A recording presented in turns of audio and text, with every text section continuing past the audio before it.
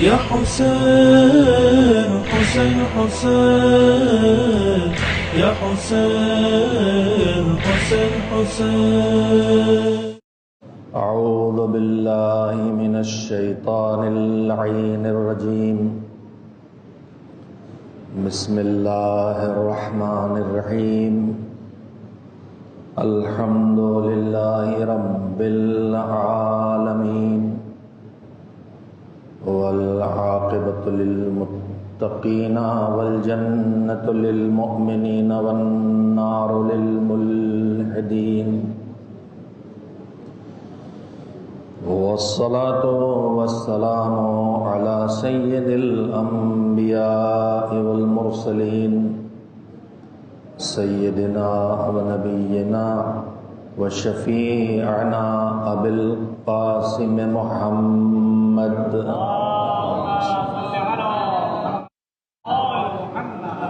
وآله الطيبين الطاهرين المعصومين المظلومين، واللعنة الدائمة الباقية على أعدائهم أجمعين من الآن إلى يوم الدين. أما بعد، فقال أمير المؤمنين إمام المتقين علي بن أبي طالب عليهم السلام: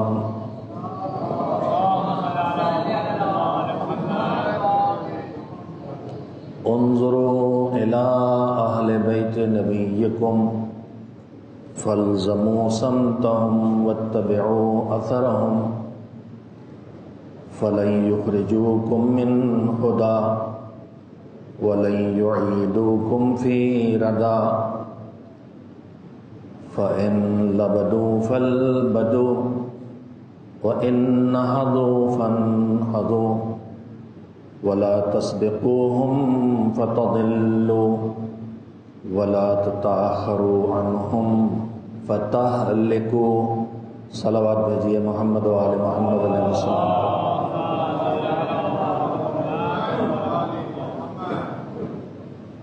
حیات مومن کی زندگی کے مسائل اور ان کا حل تعلیمات اہل بیت علیہ السلام کی روشنی میں اس عنوان سے گزارش کا آغاز کیا گیا. اس کی آج تیسری شب ہے اس سلسلے کی. اس کے لیے مولا کائنات امیر المومنین حضرت علی بن ابی طالب علیہ السلام کے خطبات میں سے نہج البلاغہ میں موجود خطبہ نمبر 97 کے کچھ جملے ہیں جن کو پیش کرنے کا شرف آج بھی حاصل کیا ہے، جس میں مولا ہم کو، آپ کو، سب کو یہ حکم دے رہے ہیں کہ اپنے نبی کے اہل بیت پر نظر ڈالو، ان کو دیکھو، ان پر نگاہ رکھو، اور جو رخ حیات اور زندگی کے لیے وہ اپنائیں، جدھر ان کا رخ ہو اس رخ کی پابندی کرو، اسی رخ حیات کو اپنے لیے لازمی قرار دے لو، اور جس طرف وہ چلیں صرف ادھر تمہارا رخ ہونا کافی نہیں ہے، بلکہ ان کے نقش قدم کی پیروی کرو، ان کے پیچھے پیچھے چلو، ان کی سیرت کو اپناؤ، ان کی عادتوں کو دیکھو، وہ سب اللہ کی تربیت کردہ ہیں، ان کی راہ پہ چلنے کی کوشش کرو، ان کی خوشبو اپنے وجود میں لانے کی کوشش کرو. اس لیے کہ صرف اہل بیت ہیں وہ، یہ وہ لوگ ہیں جو نہ کبھی تمہیں ہدایت سے باہر کریں گے اور نہ کبھی تمہیں کسی گمراہی اور ہلاکت اور تباہی جس سے تم نکل چکے ہو اس کی طرف کبھی واپس لائیں گے۔ یہ ہمیشہ تمہیں تباہی، ہلاکت اور گمراہی سے بچائیں گے اور ہمیشہ تم کو ہدایت کی راہ دکھائیں گے اور اس پر چلائیں گے۔ جب یہ ایسے ہیں تو پھر ان پر نگاہ رکھو، تمہارے فیصلے ان کے فیصلوں کے مطابق ہونا چاہیے۔ وہ بیٹھ رہے ہیں تو تم بھی بیٹھ رہو، وہ اٹھ کھڑے ہوں تو تم بھی اٹھ کھڑے ہو، اور دیکھو ہرگز ہرگز ان سے آگے مت جانا، ورنہ گمراہی کے علاوہ کچھ نصیب نہیں ہوگا، اور ہرگز ہرگز ان سے پیچھے بھی نہ رہ جانا، ورنہ ہلاکت کے علاوہ کچھ نصیب نہیں ہوگا۔ مسائل حیات مومن کے عنوان سے جو گفتگو آپ حضرات کی خدمت میں شروع کی گئی، کل میں نے ان کی ایک فہرست آپ حضرات کے سامنے رکھی تھی، اور اس میں ابتدائی مرحلے میں بات مکمل نہیں کی جا سکی تھی، فہرست سنائی تھی میں نے، لیکن اس میں جو بنیادی بات کل کہی تھی وہ یہ تھی کہ ہم جتنا کچھ دین کو اپنا رہے ہیں اور دین کے جتنے حصے پر عمل کر رہے ہیں، اس کے آخرت کے نتائج بھی ہیں اور دنیا کے نتائج بھی ہیں۔ اللہ نے ہمارے اچھے کاموں کے بدلے میں آخرت کی جزا رکھی ہے، اور اس کے ساتھ ساتھ اچھے کاموں کا اس دنیا میں بھی اچھا اثر رکھا ہے۔ صلہ رحم، رشتے جوڑ کے رکھنے کا اثر ہے، مثلا عمروں کا لمبا ہونا، اللہ کی راہ میں مال کو خرچ کرنے کا اثر ہے، جب وہ خرچ واجب ہے اس سے کیا جائے تو اس کا اثر ہے مال میں اضافہ ہونا، اور جب وہ خرچ جو ہم کر رہے ہیں وہ واجب نہ ہو، ہمارے اوپر مستحب ہو، کار خیر جسے ہم آپ کہتے ہیں، مجلس میں، مسجد میں، مدرسے میں چندہ دینا، غریبوں کی مدد کرنا، صدقہ دینا، تو اس کا ایک اثر یہ ہے کہ مال میں برکت پیدا ہوگی۔ ہم دو چیزوں کے ضرورت مند ہیں، ایک وسعت رزق کے اور ایک برکت رزق کے۔ وسعت اگر نہ بھی ہو اور برکت ہے تو انسانی زندگی چل سکتی ہے، لیکن لاکھ وسعت رزق ہو، بہت روزی ہو، مگر برکت نہ ہو تو آدمی ہمیشہ تنگ دست ہی رہتا ہے۔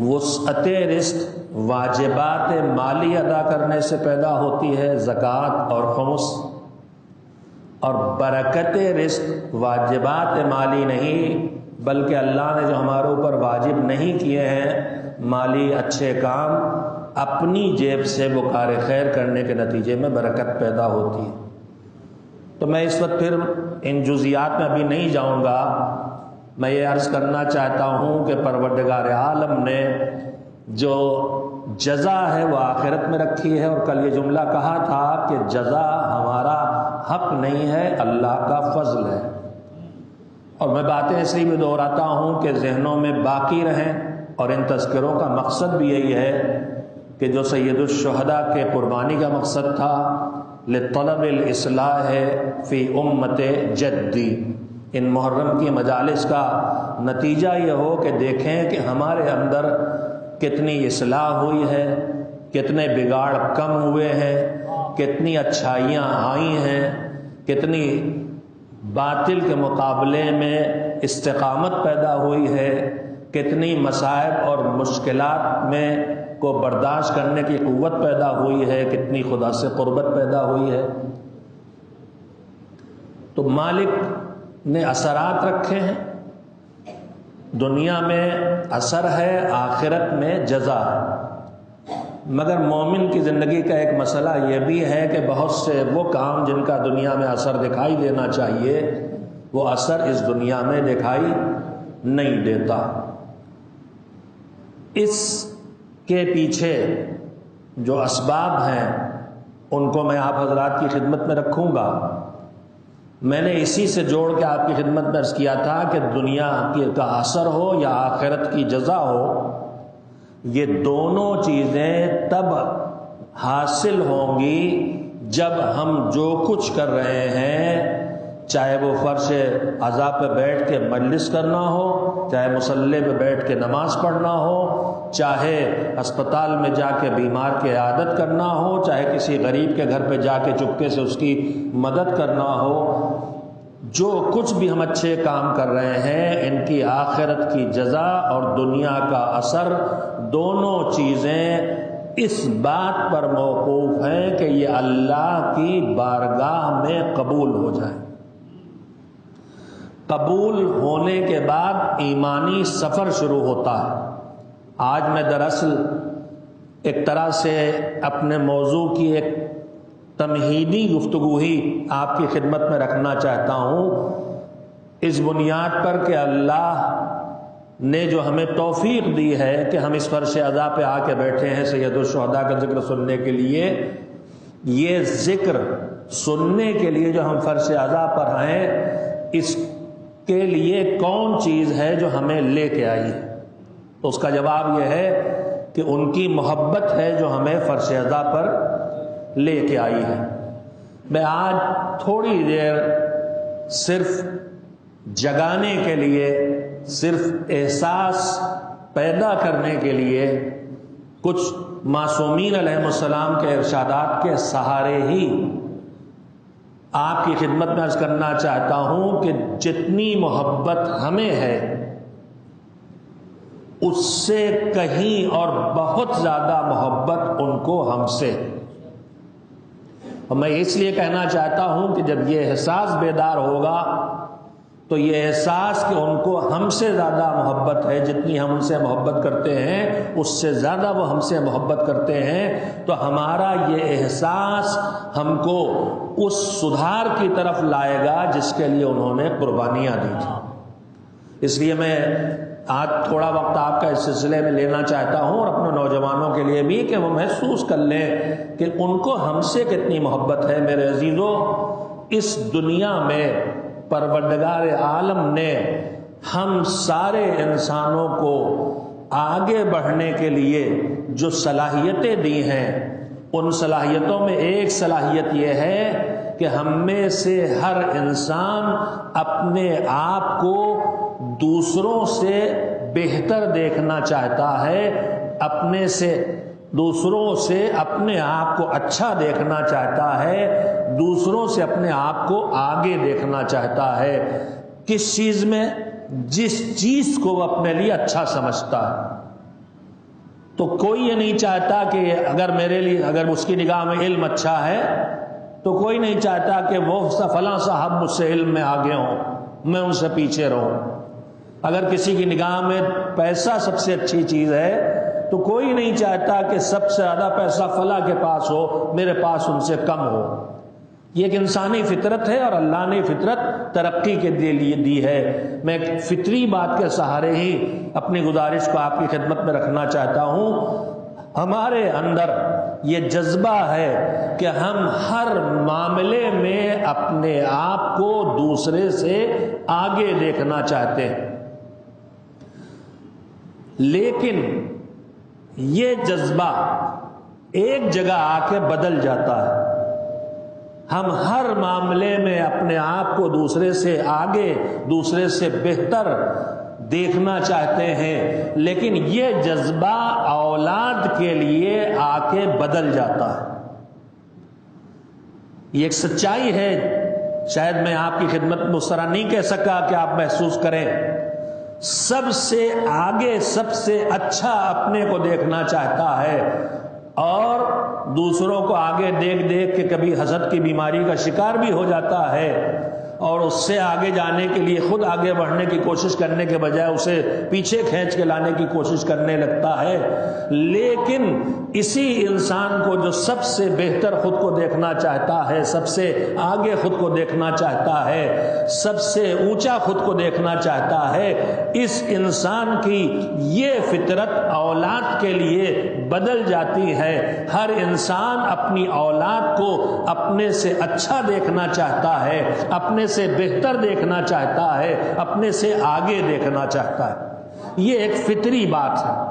اب اگر اس فطری بات کو آپ نے محسوس کر لیا ہے تو میں بہت سنبھل کے ایک بات آپ سے کہنا چاہتا ہوں۔ ہم جن کی محبت میں یہاں آ کے بیٹھے ہیں، جن کو جو ہمارے امام ہیں، جو ہمارے ولی ہیں، جو ہمارے مولا ہیں، جو ہمارے حاکم ہیں، جو پیغمبر کے جانشین ہیں، جو پیغمبر کے خلیفہ ہیں، یہ مختلف الفاظ ہیں جو اہل بیت پیغمبر ہیں، انہی شخصیتوں کے لیے استعمال ہوتے ہیں۔ کبھی ہم انہیں امام کہتے ہیں، کبھی ہم انہیں اہل بیت پیغمبر کہتے ہیں، کبھی ہم انہیں اپنا ہادی کہتے ہیں، کبھی ہم ان کو ولی کہتے ہیں، اور یہ سارے وہ الفاظ ہیں جو ان کی شخصیتوں پہ روشنی ڈالتے ہیں۔ مگر میرے عزیزو، ان تمام القاب کے ساتھ ساتھ اور ان رشتوں کے ساتھ ساتھ وہ ولی ہیں، یعنی ہمارے سرپرست بھی ہیں، ہماری ہدایت کے ذمہ دار بھی ہیں، اور ہمارے اوپر ہم سے زیادہ حق رکھنے والے بھی ہیں۔ وہ امام ہیں، یعنی ہمارے ہادی بھی ہیں اور ہمیں ان کے پیچھے پیچھے چلنا ہے۔ وہ وصی پیغمبر بھی ہیں، یعنی ان کی وہی حیثیت ہے جو پیغمبر کی حیثیت ہے۔ وہ خلیفہ پیغمبر ہیں، یعنی وہ وہیں بیٹھے ہیں جہاں پیغمبر کے بیٹھنے کی جگہ ہے۔ یہ سارے الفاظ ان کے کسی نہ کسی عظمت کو، کسی نہ کسی ذمہ داری کو، اور ہم سے ان کے کسی نہ کسی رشتے کو بیان کرتے ہیں۔ لیکن ایک رشتہ اور ہے، میں نے ایک روایت دلوں تک پہنچے اس لیے آپ کو سنانا چاہیے اور اس کے لیے گفتگو کی۔ پھر یاد رکھیے، میں نے عرض کیا کہ ہر انسان اپنے کو سب سے آگے دیکھنا چاہتا ہے، مگر اپنی اولاد کو اپنے سے بھی آگے دیکھنا چاہتا ہے۔ اب سنیے، سرور کائنات حضرت محمد مصطفیٰ صلی اللہ علیہ وآلہ وسلم نے ان سارے رشتوں کے بیچ میں جو ہمارے اور ان کے درمیان ہے، ایک رشتہ اور بتایا ہے جو اس کیفیت کو ہم تک پہنچاتا ہے جس کیفیت کو یہ الفاظ نہیں پہنچا پاتے، نہ اہل بیت کا لفظ بولنے سے، نہ ولی کا لفظ بولنے سے، نہ امام کا لفظ بولنے سے، نہ خلیفہ کا لفظ بولنے سے۔ وہ کیفیت نہیں آتی جو ان لفظوں سے آتی جو پیغمبر نے فرمائے۔ پیغمبر نے فرمایا، انا و علی ابوا هذه الامہ، میں اور علی اس امت کے باپ ہیں۔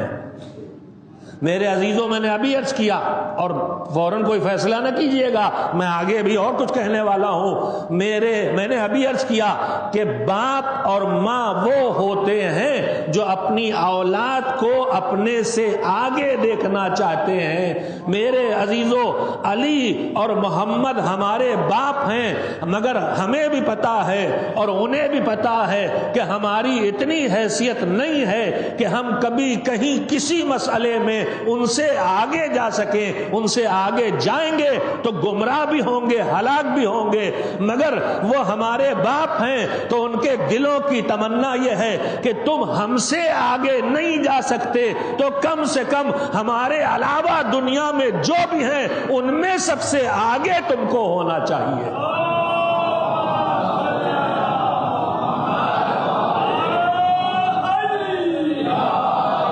ان کی ہم سے امیدیں یہ ہیں، ان کی ہم سے تمنا یہ ہے، ان کی ہم سے فرمائشیں یہ ہیں کہ ہر وہ خوبی جو ہم میں پائی جاتی ہے، اس خوبی میں تم کو دنیا میں جو بھی ہے ان سب سے آگے ہونا چاہیے۔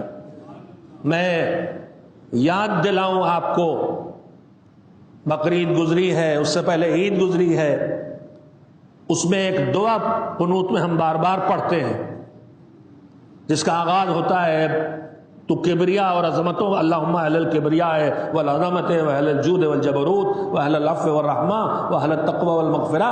یہ اللہ کو مختلف اس کی عظمتوں اور جلالتوں کے ساتھ پکارنے کے بعد پھر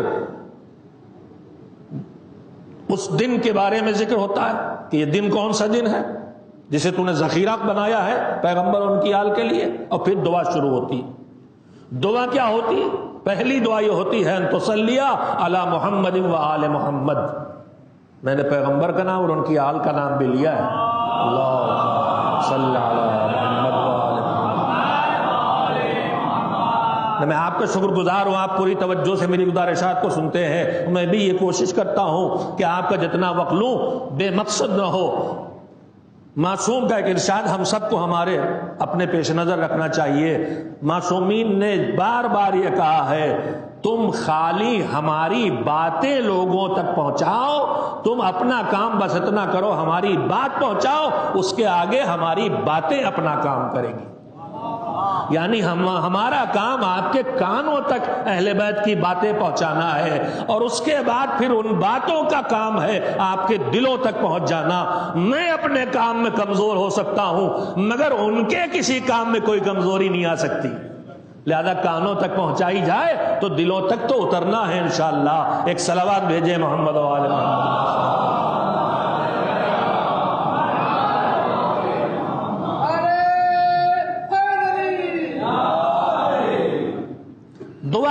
دعا بھی جو ہے قنوت کی وہ بھی معصوم سے آئی ہے ہمارے لیے، ان تصلی علی محمد وآل محمد وان تدخلنی فی کل خیر ادخلت فیہ محمد وآل محمد وان تخرجنی من کل سوء اخرجت منہ محمد وآل محمد۔ میں اپنے جوانوں کے لیے ترجمہ کر دوں، نبی اور آل نبی پر رحمت نازل فرما۔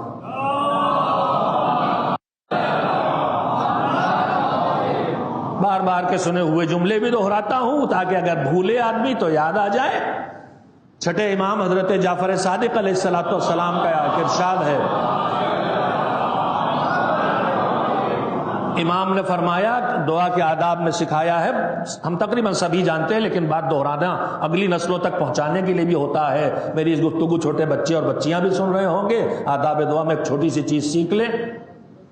جیسے یہ سکھایا گیا ہے کہ کوئی کام بھی شروع کرو تو بسم اللہ کہو، اسی طرح سے یہ بھی ایک تہذیب ہمیں ادب اور کلچر ہے جو دین نے سکھایا ہے کہ اللہ سے مانگنے جاؤ تو جو بھی تمہیں مانگنا ہے مانگو، مگر امام نے کہا ہم تمہیں ایک طریقہ بتاتے ہیں کہ جو مانگو وہ مل جائے۔ طریقہ کیا ہے؟ کجدو میں مانگنا ہے، مشہور ترین روایات میں سے ہے۔ جو بھی تمہیں مانگنا ہے اپنی دعا سے پہلے آغاز میں بھی اور اختتام پر بھی محمد و آل محمد علیہ السلام پر نزول رحمت کی دعا کرو، یعنی صلوات پڑھو۔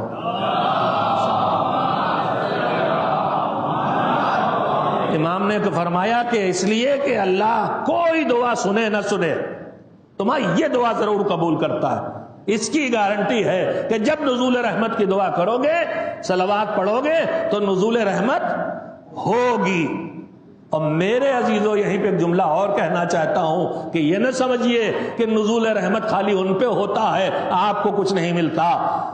پیغمبر نے فرمایا مثل اہل بیتی کا مثل سفینت نوح، میرے اہل بیت کی مثال نوح کی کشتی کی طرح ہے۔ تو اگر کشتی پر باران رحمت ہو، اگر کشتی پہ بارش ہو تو جو کشتی پہ بیٹھا ہے اس کو بھی یہ بارش ملے گی کہ نہیں ملے گی؟ تو اگر سفینہ اہل بیت پہ ہم سوار ہیں، یعنی ان کے بتائے ہوئے راستے پہ چل رہے ہیں، تو جب ان پہ رحمت نازل ہوگی ہمارے اوپر بھی رحمت نازل ہوگی، اس کا ایک حصہ ہم کو بھی ملے گا۔ لہذا یہ نہ سمجھیں کہ اس میں خالی اہل بیت کے اوپر رحمت نازل ہو رہی، کا شروع اور آخر میں ان پر نزول رحمت کی دعا کرو، اس لیے کہ صرف ایسی ایک اکیلی یہ دعا ہے جو اللہ کبھی رد نہیں کرتا۔ اور اس کے بعد امام نے فرمایا کہ اور اللہ اس سے بڑا ہے کہ تمہاری دو دعائیں کنارے کی قبول کر لے اور بیچ والی تمہاری بات قبول نہ کرے۔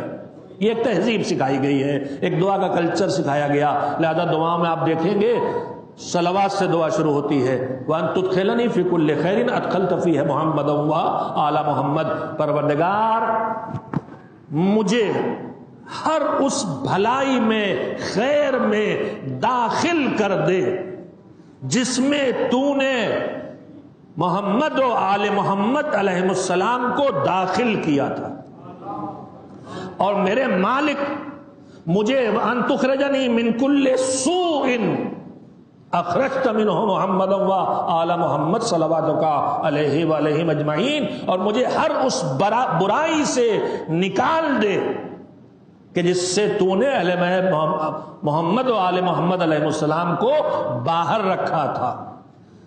آیت تطہیر ہم سے کیا کہہ رہی ہے؟ آیت تطہیر یہ کہہ رہی ہے کہ کوئی کمال، کوئی خوبی، کوئی خیر، کوئی بھلائی، کوئی اچھی چیز اہل بیت سے دور نہیں، اور کوئی برائی، کوئی عیب، کوئی نقص، کوئی گناہ اہل بیت کے نزدیک نہیں۔ تو مومن یہ دعا کیا کر رہا ہے؟ مومن یہ دعا یہ کر رہا ہے کہ پروردگار تو نے انہیں کمالات سے، اچھائیوں سے سجا کے بھیجا تھا، اور تو نے انہیں برائیوں سے، خرابیوں سے، نقائص سے پاک و صاف بنا کے بھیجا تھا، مجھے بھی اس لائق کر دے کہ میں ان نیکیوں میں داخل ہو جاؤں اور ان برائیوں سے نکل جاؤں۔ میں مالک سے دعا کر کے آپ کی خدمت بات عرض کر رہا ہوں، چونکہ نیٹ پر اور میڈیا پر ایسے فتنے آتے ہیں جو جوانوں تک پہنچ جاتے ہیں، اور میری آواز ٹی وی کے ذریعے جائے گی پوری دنیا میں انشاءاللہ، لہذا میں صاف بات عرض کرنا چاہتا ہوں، کتابوں میں لکھا ہے، کتابیں تک لکھ دی گئی، نیٹ پہ ڈال دیا گیا کہ صاحب دیکھیے گڑھی ہوئی دعا ہے قنوت کی۔ کیوں گڑھی ہوئی ہے؟ کہا دیکھیے کیا دعا ہے، ان تدخلنی فی کل خیر ادخلت فیہ محمد و آل محمد، ہر اس خیر میں جس میں تو نے اہل بیت کو داخل کیا تھا ہمیں داخل کر دے۔ کہاں وہ اور کہاں ہم؟ وہ معصوم تھے، وہ صاحبان عظمت تھے، صاحبان کمال تھے، ہمارے بس کی بات کہاں؟ میرے بچوں گمراہی میں نہ آنا۔ ہم یہ دعا ہرگز نہیں کر رہے ہیں کہ ہر نیکی اسی معیار پر ہم بھی کر سکیں جس معیار پر اہل بیت تھے۔ میں پھر لفظوں کو دہراؤں گا، ہم تو یہ کہہ رہے ہیں جتنی نیکیاں انہوں نے کی ہیں ہم بھی کریں، ان کا معیار آخری منزل ہوگی، ہم کہیں شروع میں ہوں گے۔ ہم اس معیار کے لائق نہیں ہیں، لیکن اس نیکی کے لائق ہمیں بنا دے۔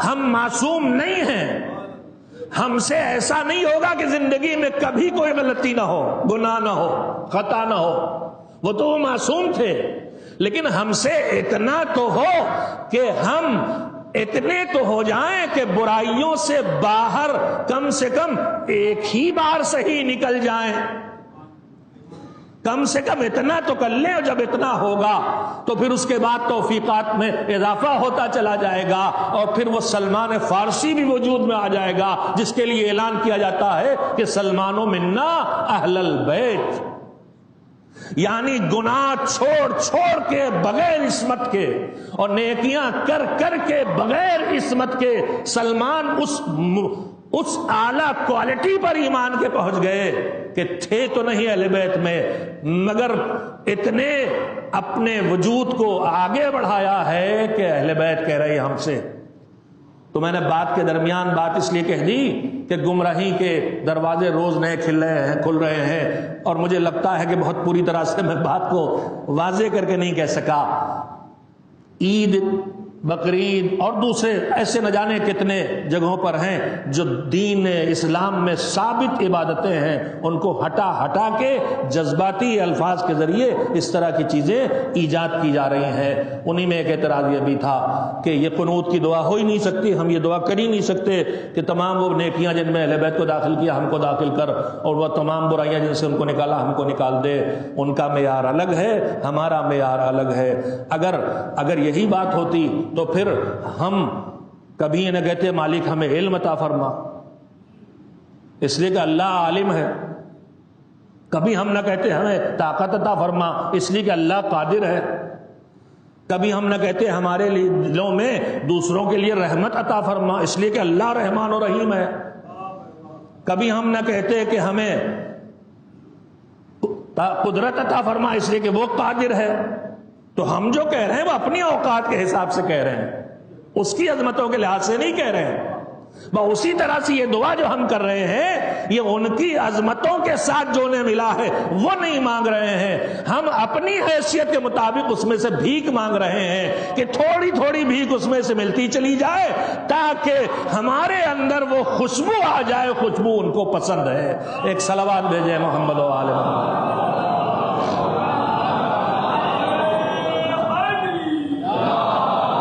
نہیں، میں نے یہ جملہ یوں ہی نہیں کہا، میرے جو محرم کے علاوہ اور کون سی جگہ ہوگی جہاں ہم یہ کر سکے اپنے لیے، میں نے یہ جملہ یوں ہی نہیں کہا، چھٹے امام حضرت جعفر صادق علیہ السلام کے ارشادات میں سے میں نے بات اس لیے کہی کہ اور زمانوں میں اگر ہم لاپرواہ بھی ہیں، ماحول بھی ہمارا ساتھ نہیں دے رہا، لگے ادھر ادھر، تو یہ فرش عزا کے طفیل میں، ان مجلسوں کے طفیل میں، جب کربلا کے تذکروں کے نتیجے میں ہمارے دل نرم ہو جاتے ہیں، اچھی بات کے اثر قبول کرنے کی صلاحیت پیدا ہو جاتی ہے، اس وقت ہم کوشش کریں اپنے کو سنبھالنے کی، اپنے کو ٹھیک کرنے کی، اپنے اندر وہ خوشبو لانے کی جو خوشبو ان کو پسند ہے۔ میں نے بات یہیں سے شروع کی تھی، ان کو کتنی محبت ہم سے ہے۔ اب سنیے، ہم کو جن سے محبت ہوتی ہے، اولاد سے زیادہ کسی سے محبت نہیں ہوتی۔ اپنی اولاد کے لیے جو جذبہ ماں باپ کے دلوں میں ہوتا ہے وہ کیا ہوتا ہے؟ ان کا دیکھنا اچھا لگتا ہے۔ چھوٹے چھوٹے بچوں کو ہم نے گود میں لے کے پیار کرتے ہوئے سب کو دیکھا ہے کہ جب پیار کرتا ہے آدمی تو کبھی کبھی خالی بچے کو سونگتا ہے۔ یہ کیفیت دیکھی نہیں؟ اپنی اولاد کو یا جو بچہ پیارا لگے، بھتیجا، نواسا، دوست کا بیٹا یا بچہ کوئی بھی پیارا ہے، کبھی بہت محبت آتی ہے جب، تو آدمی خالی اس کی خوشبو جو اس سے آتی ہے اس کو سونگتا ہے۔ یہ ایک فطری کیفیت ہے۔ خالی دیکھنا اچھا لگتا ہے اولاد کا، جس سے بھی محبت ہو، لیکن خاص کر کے اولاد۔ فقرہ خالی ایک جملہ ہے تو مصائب کا، مگر یہ بتائیے جب اکبر کو حسین نے رخصت کیا تھا اور اکبر نے ایسا محسوس کیا تھا کہ جیسے کوئی ٹھوکر کھا کے گرا ہو، تو مڑ کے کہا تھا بابا آپ نے کیوں زحمت کی؟ تو حسین نے یہ تو کہا تھا بیٹا تم نہیں سمجھ سکتے، صاحب اولاد نہیں ہو، لیکن جب تک دکھائی دیتا رہوں مڑ مڑ کے اپنا چہرہ دکھلاتے رہنا۔ تو اولاد کا کربلا کا موقع ہے، کبھی مثبت کا فقرہ ایک آنسو بہا سکتا ہے۔ اولاد کی خوشبو انسان کو اچھی لگتی ہے، اولاد کا دیدار، اس کا خالی دیکھنا انسان کو اچھا لگتا ہے، بچوں سے، اپنی اولاد سے باتیں کرنا اچھا لگتا ہے، ان کے ساتھ بیٹھنا اچھا لگتا ہے، یہ سب اچھا لگتا ہے۔ میں خالی محسوس کرانا چاہتا ہوں عزیزو کہ ان کو ہم سے کتنی محبت ہے، اور جس سے جتنی محبت ہو، جب اس کو بگڑا دیکھے، اس کو اپنی راہ پہ نہ دیکھے تو تکلیف بھی اسے اتنی ہوتی ہے۔ وہ ہمارے باپ کی طرح ہے، پیغمبر کے زبان سے نکلے ہوئے لفظ ہیں۔ اب سنیے ان کو ہم سے کتنی محبت ہے۔ روایت کہتی ہے کہ رات کے سناٹے میں چھٹے امام حضرت جعفر صادق علیہ السلام مسجد النبی میں نانا کے قبر کی زیارت کرنے کے لیے آئے ہیں۔ کچھ چاہنے والے بھی پیچھے پیچھے ساتھ ساتھ آ گئے۔ منبر رسول اور قبر پیغمبر کے درمیان ملاقات ہوئی۔ امام نے دیکھا، ان کو پہچانا، انہوں نے ان سے پوچھا، انہوں نے بتایا ہم آپ کے شیعہ ہیں، آپ کے محب ہیں، آپ کے موالی ہیں، آپ سے محبت کرنے والے، آپ کی ولایت کا اقرار کرنے والے، آپ کے چاہنے والے ہم ہیں۔ تو فقرے سنیے، امام نے فرمایا واللہ انی احب رؤیتکم وزیارتکم وریحکم وارواحکم۔ قسم کھا کے امام نے کہا کہ میرے محبو، میرے چاہنے والوں، قسم اللہ کی مجھے تمہاری خوشبو اچھی لگتی، تمہارے وجود سے جو ہماری خوشبو آتی ہے، محبت کی خوشبو، ولایت کی خوشبو، تقوی کی خوشبو، عمل خیر کی خوشبو۔ کون سی خوشبو؟ واللہ انا احب ریحکم وارواحکم، تمہاری خوشبو اچھی لگتی ہے، تمہارے روحیں ہم کو پسند ہیں، تمہاری روحانیت اچھی لگتی ہے، تم کو دیکھنا اچھا لگتا ہے۔ ایک لفظ اور ہے، میں اس کے احساس دلانے کے لیے اس لفظ دو رہا ہوں، احب ریحکم وارواحکم ورؤیتکم وزیارتکم۔ رؤیت کا مطلب کہیں بھی دکھائی دے گئے، اور زیارت کا مطلب یہ ہے کہ جب خاص کر کے آدمی کسی سے ملنے جائے تو امام کہہ رہے ہیں تم کہیں ہمیں دکھائی دیتے ہو، اچھے لگتے ہو، تمہاری خوشبو اچھی لگتی ہے، تمہارے پاس آ کے تم سے ملنا اچھا لگتا ہے، تمہارا ہمارے پاس ہم کو بیٹھنا اچھا لگتا ہے۔ اور اس کے بعد امام نے جملہ پھر کہا، امام نے فرمایا سنو، ہم جو مدینے میں رہتے ہیں، مدینے میں ہمارا کیا حال ہے، امہ کی مظلومیت کی کیفیتوں کو محسوس کیجئے۔ امام نے فرمایا مدینے میں ہمارا حال یہ ہے کہ جیسے کسی انسان کے سر کے سارے بال سیاہ ہوں اور ایک دو بال سفید ہو جائیں تو جیسے وہ اکیلا ہوتا ہے اس طرح سے ہم مدینے میں تنہا ہیں، اور جب تم میں سے کوئی ہمارے پاس آ جاتا ہے تو اس سے ہم کو تقویت محسوس ہوتی ہے۔ میں نے یہ تذکرے آپ کی خدمت میں اس لیے کیے ہیں تاکہ یہ محسوس کر سکیں کہ وہ ہمارے بارے میں ان کے دلوں میں کیا ہے، ان کے جذبات کیا ہیں، ان کی ہم سے امیدیں کیا ہیں، اور وہ ہمیں کیا دیکھنا چاہتے ہیں۔ یہ محسوس ہوگا تو پھر نہ دنیا کے فوائد کے لیے، نہ جزا و سزا کے لیے، بلکہ یہ محبت ہمیں کھینچ کے اس دین کے راستے پر لے آئے گی جن کی خوشبو ان کو پسند ہے۔ ایک صلوات بھیجیں محمد و آل محمد۔ میں اتنی طولانی گفتگو نہیں کرنا چاہتا تھا، تھوڑی زیادہ ہی گفتگو تمہیدی ہو گئی۔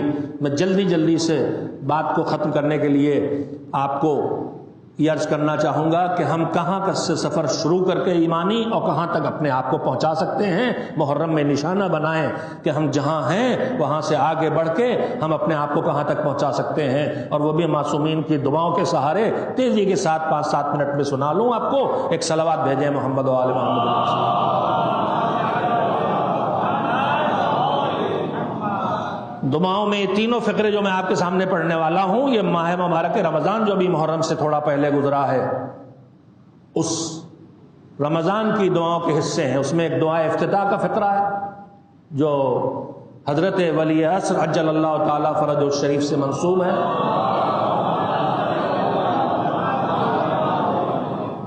یہاں سے ہمارا سفر ایمانی شروع ہوتا ہے، اس مرحلے سے شروع ہوتا ہے۔ 2 گنجائشیں کم سے کم اور ہیں۔ پہلی منزل کیا ہے؟ ہم مستقل زیارتیں جو پڑھتے ہیں اس میں کیا زیارت پڑھتے ہیں؟ جب انصار حسینی کی زیارت کی باری آتی ہے، جنہوں نے امام کی نصرت کی تھی، مدد کی تھی، اور جنہوں نے اپنا سب کچھ قربان کر دیا تھا امام کی نصرت اور مدد میں، تو ہم ان کی زیارت جب پڑھتے ہیں تو کیا کہتے ہیں؟ اہل بیت کی زیارت میں نہیں کہتے، ہم اہل حرم کی زیارت میں نہیں کہتے، جناب علی اکبر کی زیارت میں نہیں کہتے، حضرت ابو الفضل العباس کی زیارت میں نہیں کہتے۔ انصار حسینی، مسلم ابن اوسجہ، حر ابن یزید ریاحی، حبیب ابن مظاہر، بریر حمدانی، جب ان کی شہداء کی زیارت پڑھتے ہیں تو آخری جملہ کیا ہوتا؟ یا لیتنا کننا معکم فنفوز، ہم آپ کے ساتھ ہوتے اور ہم بھی کامیاب ہوتے۔ کن کے ساتھ ہونا چاہتے ہیں؟ جنہوں نے نصرت حسین کا کام کیا۔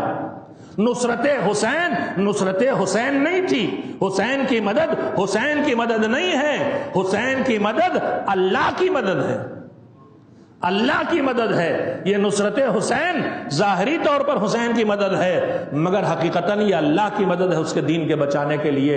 یہ ناصران دین الہی ہیں، یہ ناصران حسین ہیں۔ تو ہم نصرت حسین کی منزل پہ پہنچنا چاہتے ہیں۔ اس سے بہتر موقع، محرم سے بہتر موقع نہیں ملے گا۔ جلدی سے سنیں، بہت زیادہ گزار دیا میں نے، مجلس ختم کرنے کا وقت ہو گیا، لیکن نامکمل بات بھی نہیں چھوڑتے بنتی۔ میرے عزیزوں، پہلا مرحلہ جو ہم آپ کے سب کی زندگی میں ہے، جس کے لیے بھی دعا سکھائی گئی، اللہم ما عرفتنا من الحق فحملنا وما قصرنا منہ فبلغنا۔ پروردگار، اس دنیا میں ہر جگہ حق ہے اور اس کے سامنے باطل ہے، اور کربلا حق اور باطل کی جنگ تھی۔ حق ہے اور باطل ہے، زندگی کے ہر مرحلے میں دن بھر میں نہ جانے کتنی مرتبہ ہم کو حق اور باطل کے درمیان فیصلہ کرنا ہوتا ہے، یا کیا صحیح کیا غلط، کیا درست کیا غیر درست۔ تو یہ حق اور باطل کے درمیان پہچان کر پانا کہ حق کیا ہے، یہ ایک مشکل کام ہے۔ اب یہ ایک چیز، پھر حق کو پہچان کے اس پر عمل کرنا، یہ دوسرا مسئلہ ہے۔ ہم آپ سب ایمان صدق دل سے جواب دیں کہ کیا ہم یہ دعوے دار بن سکتے ہیں کہ اس کائنات میں، اس دنیا میں جتنا حق ہے سب ہم نے پہچان لیا ہے؟ ہم میں سے کوئی یہ دعویٰ نہیں کر سکتا سوائے ان کے جن کو اللہ کی بارگاہ سے علم ملا تھا۔ ہمارا عالم وقت بھی لکھتا ہے واللہ العالم بالصواب، یہ ثواب وہ والا نہیں ہے جو کسی کام کے، اچھے کام کے کرنے میں جزا ملتی ہے، وہ ثواب سے ہوتا ہے، یہ ثواب صاد سے ہے۔ صحیح کیا ہے؟ ہم نے اپنی عقل، اپنے علم کے ذریعے حکم خدا کیا ہے یہ تمہیں بتا دیا، اور یہ انکساری اور تواضع جو ہمارے علماء میں ہے کہیں نہیں ہے۔ ہم نے اپنی پوری زندگی میں جو علم حاصل کر کے دین سیکھا، قرآن و اہل بیت سے نکال کے دین حکم خدا تمہیں بتا رہے ہیں۔ ہر فتوے سوال جب کیجیے استفتاء اس کے نیچے لکھا ہوتا واللہ العالم بالصواب، صرف اللہ ہے جو صحیح کیا ہے اس کا جاننے والا ہے۔ ہم تو اپنی کوشش کر کے تمہیں بتا رہے ہیں۔ تو میرے عزیزوں، ہم میں کوئی اس بات کا دعوے دار نہیں ہو سکتا کہ جتنا کچھ حق ہے وہ سب ہم پہچانتے ہیں، کہیں بھی ہم سے حق شناسی میں غلطی ہو سکتی، اور ہم میں کوئی یہ دعویٰ بھی نہیں کر سکتا کہ جتنا حق ہم نے پہچان لیا اس پر ہم عمل بھی کر رہے ہیں، اس پر عامل بھی ہیں۔ ہم یہ نہیں کر سکتا، مگر معصومین نے کہا دعا کرو یہ دونوں صلاحیتیں تمہارے اندر پیدا ہو اور یہ صلاحیتیں آگے بڑھتی رہیں۔ اللہم ما عرفتنا من الحق فحملنا وما قصرنا عنہ فبلغنا، پروردگار جتنا حق ہمیں مل گیا ہے اس حق پر، میں لفظی ترجمہ کر رہا ہوں تاکہ اس کیفیت کو سمجھے دعا کی، ہم ملنا جتنے حق کی معرفت اور پہچان ہم نے حاصل کر لی ہے اس پر ہم کو لاد دے۔ حق پر لاد دے کا مطلب کیا ہے؟ یعنی چاہے حق پر عمل کرنے میں ہم کو طاقت بھی لگانا پڑے، زحمت بھی اٹھانا پڑے، ہمارے اندر یہ صلاحیت پیدا کر کہ زحمت اٹھا کے ہی صحیح نماز صبح قضا ہونے سے پہلے پڑھ لیں۔ ہمارے اندر یہ صلاحیت پیدا کر کہ ہماری زبان چاہے کھلنے والی ہو، کسی کے لیے غیبت پر، الزام تراشی پر بڑا مزہ آ رہا ہو، روکنے میں تکلیف ہو رہی ہو، بہت زندر موقع ہو، مگر زبردستی کر کے اپنے اوپر ہم اپنے کو روک لیں۔ یہ پہلی منزل ہے کہ جب حق پر عمل کرنے میں زور لگے گا، طاقت لگے گی، زبردستی اپنے ساتھ کرنا پڑے گی، تو پروردگار یہ کر دے، مجھے اس لائق تو بنا دے کہ زور زبردستی سے ہی جو حق ہے اس پر عمل کرنے لگوں۔ وما قصرنا عنہ فبلغنا، اور جس حق تک میں نہیں پہنچ سکا ہوں، کوتاہی ہوئی ہے، پیچھے رہ گیا ہوں، فبلغنا، اس حق تک مجھے، اس حق بات تک مجھے پہنچا دے۔ یہ پہلی منزل ہے۔ اب اس کے بعد اسی دعاؤں کے سلسلے میں دوسری دعا ہے جس میں مالک سے، پروردگار سے انسان دعا کرتا ہے کہ پروردگار جو تو یہ فیصلے کرنے والا، چونکہ ماہ مبارک رمضان کی دعا ہے لہذا اس میں شب قدر بھی ہے، فیصلوں کی رات، پروردگار جو فیصلے کرنے والا ہے اس میں کیا فیصلے فرما، اس میں مجھے یہ فیصلہ بھی کر کے دے دے میرے لیے کہ مجھے کس میں قرار دیا، نبوذ بصری وانا احفظ فرجی وانا کف بہان جمیع محارمک، میں اپنی نگاہوں کو جھکا کے رکھوں۔ طویل دعا ہے، میں پورا ترجمہ نہیں، صرف رب کے لیے کہہ رہا ہوں، نگاہیں جھکا کے رکھوں، اپنی عزت آبرو عفت کی حفاظت کروں۔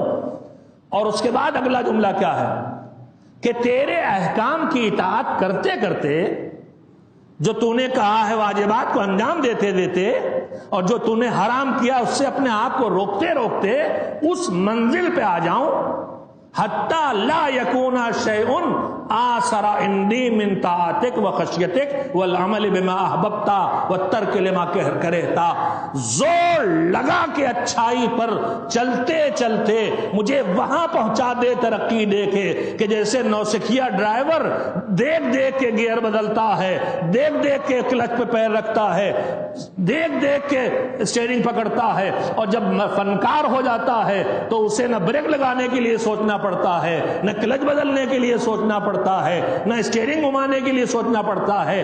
طاقت لگا کے حق پر عمل کرتے کرتے میرے اندر وہ صلاحیت، وہ مہارت پیدا کر دے کہ تجھے کیا پسند ہے اس کے آگے مجھے کوئی چیز اچھی نہ لگے۔ حتی لا یکونا شیئن آثر عندی من طاعتک و خشیتک، یہاں تک کہ تیری اطاعت کے مقابلے میں مجھے کوئی چیز ایسی نہ ملے کہ جسے میں آگے کروں اور تیری اطاعت کو پیچھے کر دوں، یہاں تک مجھے پہنچا دے۔ یہ مرحلے ہیں ایمانی زندگی کی ترقی کے۔ یہ جو یا لیتنا کنا معکم کہتے ہیں، نصرت حسین، نصرت خدا تک پہنچنا، یہ سفر کیسے شروع ہوگا؟ حق کو پہچاننا ایک، جتنا حق پہچانتے جاؤ اس پر عمل کرنا دو، زور لگا کے عمل کرو، طاقت لگا کے عمل کرو، تو یہاں تک کہ وہ منزل آ جائے کہ اللہ کی مرضی، جو اللہ کو پسند ہے اس کا کرنا اور جو اللہ کو ناپسند ہے اس کا چھوڑنا، اس سے آگے دنیا کی کوئی چیز نہ رہ جائے۔ جب اس منزل پر پہنچ جائے گا انسان، تب وہ منزل آتی ہے کہ اب تیسری دعا معصوم بتاتے ہیں، معصوم کہتے ہیں کہ اب یہ دعا کرو کہ پروردگار تو جو یہ اپنے قضاء و قدر کے درمیان فیصلے کرنے والا ہے، ان فیصلوں میں ایک فیصلہ یہ کر دے، ان تجعلنی ممن تنتصر بہ لدینک، پروردگار اب اس لائق کر دے مجھے کہ ان لوگوں میں مجھے قرار دے دے جن سے تو اپنے دین کی مدد کا کام لینے والا۔ ولا تستبدل بی غیری، تیرے پاس تیرے دین کے خدمت گزاروں کی کوئی کمی نہیں ہے، مگر میرے مالک ایک بار اپنے دین کا کوئی کام لے لے تو پھر مجھے اس لائق رکھ کہ ہمیشہ یہ خدمت مجھے ہی کرنے کا موقع ملے، میری نالائقی پہ مجھے ہٹا کے کسی اور لائق کو نہ لگا دے میری جگہ۔ لائق پیدا ہوتے رہیں گے، لائقوں کو کام دیتا رہے، مگر مجھے نالائقی کی وجہ سے ہٹا کے تیری نصرت کا کام مجھ سے نہ چھن جائے۔ وقت کی کمی کے باعث اور بہرحال باتیں گمبھیر ہیں، میں زیادہ تفصیل سے نہیں کہہ سکا، مگر میں نے مرحلے آپ کے سامنے رکھنے کی کوشش کی ہے۔ کربلا خالی آواز دے لینے کا کام نہیں ہے، لبیک یا حسین خالی لفظوں کا دہرانا نہیں ہے۔ لبیک یا حسین کا مطلب یہ ہے کہ ہم آپ کی نصرت کے لیے تیار ہیں، ان کی نصرت کے لیے، اس لائق بننے کے لیے۔ اور حسین کی نصرت آج کے حسین کی نصرت ہے، آج کا حسین جو پردہ غیب میں ہے اس کی نصرت کے لائق بننا ہے ہم کو۔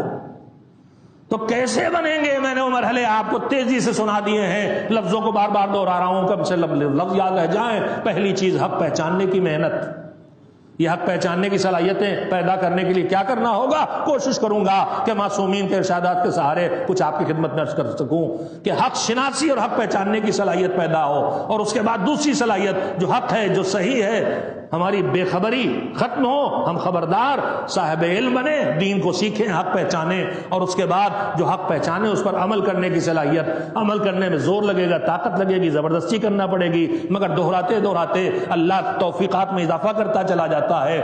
پھر آدمی کے لیے دنیا میں اس سے آگے کچھ نہیں رہ جاتا کہ حکم خدا کیا ہے، بس مجھے یہ کرنا ہے، کوئی دنیا کی چیز اس سے آگے نہ رہ جائے، نہ اولاد کی خواہش، نہ معاشرے کی دباؤ، نہ سماج کی رسم و رواج، کوئی چیز نہیں۔ حکم خدا کیا ہے مجھے تو وہی کرنا ہے، چاہے اکیلے کھڑا رہوں۔ حکم خدا کیا ہے مجھے وہی کرنا ہے، اور میں اکیلا نہیں ہوں، میرا خدا میرے ساتھ ہے۔ اس منزل پر آنے کے بعد وہ آخری عظیم ترین مومن کی زندگی کے سفر کا شاید آخری پڑاؤ ہے کہ وہ اس لائق بن جائے کہ اب اللہ اس سے دین کا کام لینے لگے۔ پروردگار ہم سب کو ان ایام عزا میں، کربلا کے تذکروں کے طفیل میں اس لائق بنا دے کہ واقعاً وہ اپنے دین کا کام ہم سے لے۔ ایسا نہ ہو کہ ہم سمجھ رہے ہوں کہ ہم اس کے دین کا کام کر رہے ہیں، مگر ہم اپنے انا کی تسکین کا کام کر رہے ہوں، ہم اپنے نام کا کام کر رہے ہوں، نہیں، واقعاً وہ اپنے دین کا کام ہم سے لے اور اس لائق بنا دے۔ بس میرے عزیزو، حسین کا قافلہ آج سفر کی آخری رات ہے، ان کے سفر کی آخری رات ہے جو مکے سے شروع ہوا تھا۔ صبح آئے گی تو یہ چھوٹا سے قافلہ جو پیاسوں کو پانی پلاتا ہوا آیا ہے، جو یتیموں کی سرپرستی کرتا ہوا آیا ہے، اس قافلے کے ننھے ننھے بچے یتیم ہوں گے اور یہ قافلہ 4 دن کے پیاس میں شہید ہوگا یا قیدی بنایا جائے گا۔ حسین قافلے کو لے کے جب سرزمین کربلا پہ پہنچے تو جس سواری پر تشریف فرما ہے اس نے قدم بڑھانا روک دیے۔ روایات کہتی ہیں کہ سواری حسین بدلتے رہے، بعض روایات میں ہے کہ 10 سواریاں بدلیں، لیکن کسی صورت جب کوئی سواری آگے بڑھنے پہ تیار نہیں ہوئی تو امام نے ایک مرتبہ پوچھا، ذرا یہ بتاؤ کہ اس جگہ کا نام کیا ہے؟ کسی نے کہا اس جگہ کو غازریہ کہتے ہیں، کا کوئی اور کام نام بھی ہے؟ کہاں اس جگہ کو نینوا بھی کہتے ہیں، کا کوئی اور نام بھی ہے؟ کہاں اس کو شط فرات بھی کہتے ہیں، فرات کا کنارہ بھی ہے، کہاں اور کوئی نام بھی ہے؟ کہاں مولا اس زمین کو کربلا کہتے ہیں۔ جیسے ہی حسین نے سنا، ایک روایت یہ کہتی ہے کہ زمین سے اترے، زمین سے ایک مٹھی خاک اٹھائی اور خاک کو سونگا اور اس کے بعد کہا ہاں یہ کربلا ہے، یہ زمین کرب و بلا ہے۔ میری نانی ام سلمہ نے مجھے بتایا ہے کہ میرا نانا رسول نے بتایا ہے کہ اسی کربلا کی زمین پر حسین کا خون بہے گا۔ اور اس کے بعد امام نے کچھ جملے کہے، دردناک جملے، کہ یہاں ہمارے خیمے لگیں گے، یہاں ہمارے مرد قتل کیے جائیں گے۔ اس کے بعد امام نے دوسرا جملہ کہا، ہمارے بچے یہاں ذبح کیے جائیں گے۔ یہ 2 الگ الگ لفظ استعمال کیے ہیں۔ حسین کی آنکھوں میں وہ منظر ہے کہ جب 6 مہینے کے ننھے کے لال پر تیرے سے شعبہ اس طرح پڑا تھا کہ پڑا تو تیر تھا مگر گردن اس طرح کٹی تھی جیسے اونٹ کو ذبح کر دیا جاتا ہے، کہ یہاں ہمارے مرد قتل ہوں گے، ہمارے بچے یہاں ذبح ہوں گے، ہمارے حریم، ہمارے اہل حرم، ان کو یہاں رسوائیوں کا سامنا کرنا ہوگا، سروں سے چادریں چھنیں گی، بازوؤں میں رسن باندھی جائے گی۔ حکم دیا یہیں پہ خیمے لگاؤ۔ خیمے فرات کے کنارے نہ لگ سکے، اس لیے کہ ابن زیاد کی طرف سے حر کے رسالے پر ایک جاسوس مسلط کر دیا گیا ہے جس میں لکھ کے آیا ہے کہ پانی سے دور حسین کو روکنے دینا، وہیں روک لو مگر پانی سے دور روکنا۔ خیمے فرات کے کنارے لگائے جا رہے تھے کہ ایک مرتبہ لشکر نے رکاوٹ کھڑی کی، علی کے لال کو جس کی رگوں میں علی کا خون ہے، یہ منظر دیکھنے کو ملا۔ کتنی مصیبتیں اب تک برداشت کرتے ہوئے آئے تھے، بڑے بھائی کے جنازے پر تیروں کی بارش ہو رہی تھی، جنازے کو تابوت کو توڑ کے جسم میں تیر پیوست ہو رہے تھے، جلال آیا تھا، شمشیر پہ ہاتھ رکھا تھا کہ کچھ سے بھائی کا ہاتھ کندھوں پہ بڑا، بھیا صبر کرو صبر کرو۔ قبر رسول کے پاس دفن سے رکاوٹ کھڑی کی گئی، بھیا حسن کی لاشے کو جلال آیا مگر پھر بھیا نے کہا بھیا صبر کرو، لے جا کے اماں کی قبر کے پہلو میں دفن کر دیں گے۔ اب پھر وہی مرحلہ ہے، چھوٹے چھوٹے بچے ہیں ہمارے خیموں میں، میری لخت جگر سکینہ ہے کس کی مجال کہ ہمیں دریا سے دور خیمہ زن کرنے پہ مجبور کرے۔ حسین نے موقع دیکھا، اب ذمہ داری بہن کے حوالے کی، شیر کو سنبھالو۔ زینب نے جناب فضہ کو بھیجا، بھائی آقا آپ کی بہن آپ کو بلا رہی رہی ہیں. بپھرا ہوا شیر آیا بہن کی خدمت میں. کیا بات ہے بہن؟ کہ بھیا پھر ایک صبر کا مرحلہ ہے. خیموں کو دور فرات سے اجڑے ہوئے بیابان میں لگ جانے دو. تپتی ہوئی ریت پہ خیام حسینی لگا دیے گئے. پہرے پہ انصار بھی ہیں، بنی ہاشم کے جوان بھی ہیں، خیموں کے اندر بیبیاں ہیں، بچے ہیں، آوازیں آ رہی ہیں. مگر ایک مرتبہ فضا آئی حسین کے پاس کہ آقا آپ کی بہن آپ کو بلا رہی ہے. امام بہن تک پہنچے کہ بہن کیا بات ہے؟ کہ بھیا اس اجڑے ہوئے بیابان سے خیمے اکھاڑ کے کہیں اور لے چلو. اس اجڑے ہوئے بیابان سے خیمے اجاڑ کے اکھاڑ کے کہیں اور لے چلو. کہا بہن ارے تیرے سارے خیمے آباد ہیں، معاونین اور انصار اور بنی ہاشم اور بیویاں سب موجود ہیں. کہا نہیں بھیا، نہ جانے جب سے یہاں یہ خیمے لگے ہیں دل میں کیسی بے چینی ہے. ارے اسے کہیں سے اکھاڑ کے کہیں اور لے چلو. بہت بے چین ہے دل، اور اس بے چینی کے ایک سبب یہ بھی ہے میرے بھیا کہ جب سے یہاں خیمے آ کے لگے ہیں خیموں کے ارد گرد سے ایک بی بی کے گریے کی صدا آ رہی ہے، جیسے کوئی بی بی یا حسین کہہ کے رو رہی ہو. حسین نے کہا میری بہن زینب، ارے یہ کوئی اور نہیں ہے، یہ ہماری اماں فاطمہ زہرا ہیں. ہم نے ان سے مدینہ چھوڑا ہے، اماں ہمارے ساتھ ساتھ آ گئی ہے. اور جب قافلہ دو حصوں میں تقسیم ہو جائے گا تو کبھی گریہ زہرا کی صدا لاش حسین کے پاس سے آئے گی اور کبھی گریہ زہرا کی صدا زندان شام کے پاس سے آئے گی. وَسَيَعْلَمُ الَّذِينَ ظَلَمُوا أَيَّ مُنقَلَبٍ يَنقَلِبُونَ. أَلَا لَعْنَةُ اللَّهِ عَلَى الْقَوْمِ الظَّالِمِينَ.